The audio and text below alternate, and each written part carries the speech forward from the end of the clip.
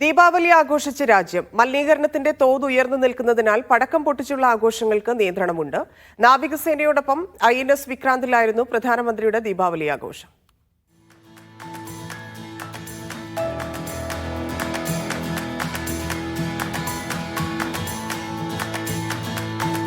മധുരം വിളമ്പിയും ബന്ധുവീടുകൾ സന്ദർശിച്ചും ഉത്തരേന്ത്യക്കാർ ദീപാവലി ആഘോഷിക്കുകയാണ്.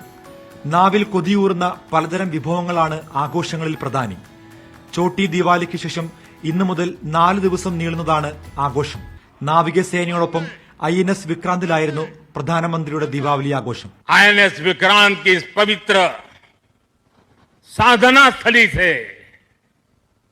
पराक्रमी स्थली से तीनों सेना के जाबाज जवानों को फिर एक बार सैल्यूट करता हूं.